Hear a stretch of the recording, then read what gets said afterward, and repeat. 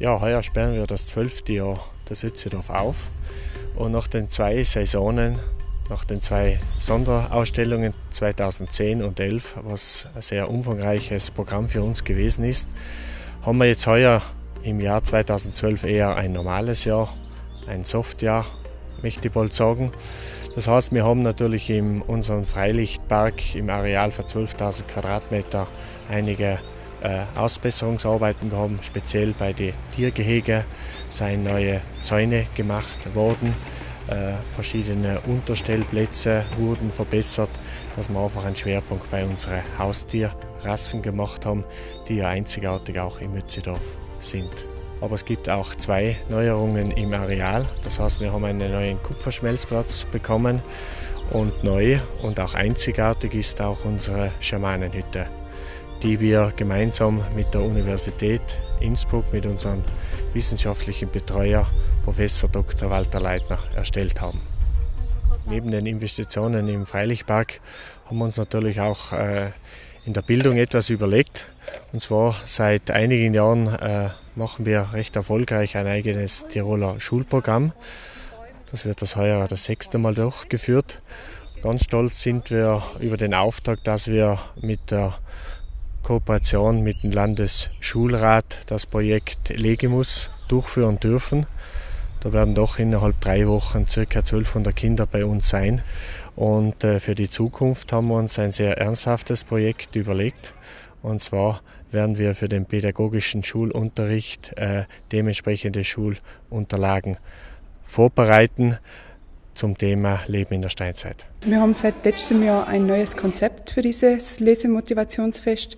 Es ist aufgeteilt in 3 Phasen. Die erste oder eine Phase ist praktisch der Besuchshalbtag mit der pädagogischen Führung und mit der Lesestraße. Zweiter Teil sollte ein großes Projekt an der Schule sein und der 3. Teil stellt das Abschlussfest im Kurzentrum in Umhausen dar. Die Kinder besuchen eben diese Lesestraße. Wir haben da 12 Stationen zu der Zeit, zu dieser Steinzeit erarbeitet und die Kinder führen die praktisch lesend durch und lösen dabei die Aufgaben. Und im Wechsel dann können sie eine Führung im Ötzedorf noch zu diesem Thema besuchen.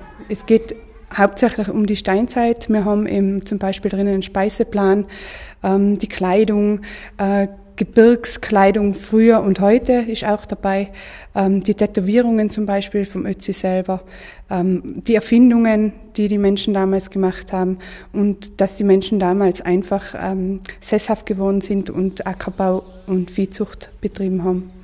Es sind zum Großteil, also ja, kleiner Teil ist nicht dabei, aber flächendeckend alle Volksschulen und Hauptschulen vom Bezirk Imst. Und da betrifft es jeweils die 4. und 5. Schulstufe. Wir haben mit Legimus 2012 nach den Osterferien begonnen, also es war der 11. April und es geht jetzt durch bis zum 4. Mai. Ja, es ist eine besonders wertvolle Aktion, die wir heuer im Bezirk Imst durchführen dürfen. Der Landesschulrat organisierte schon seit Jahren die Legimus-Veranstaltungen. Früher waren das Veranstaltungen, die über das ganze Land verteilt waren. Heuer und seit letztem Jahr in Osttirol wird es auf den Bezirk bezogen und hat ein ganz bestimmtes Thema zur Grundlage. Und heuer haben wir eben in Imst natürlich den Ötzi als Bezugsperson für Legimus gewählt.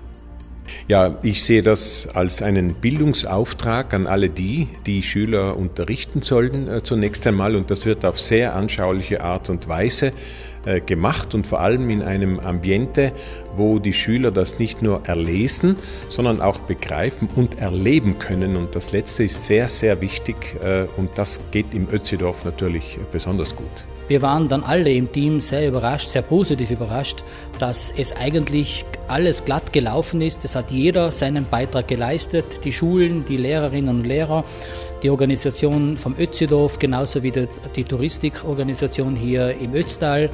Jeder hat seinen Beitrag geleistet und es war an und für sich eine Wonne, hier zu arbeiten. Es hat hier am Schnürchen funktioniert, auch am ersten Tag, wo wir noch nervös waren, funktioniert die Lesestraße. Wie schaut es mit den Führungen aus? Bekam ich sehr positive Rückmeldungen, also insgesamt ein äußerst erfolgreiches Projekt. Allen hat es sicher gut gefallen, mir hat es auch gut gefallen. Am besten drüben bei Jochsen. War es richtig lustig eigentlich und informativ.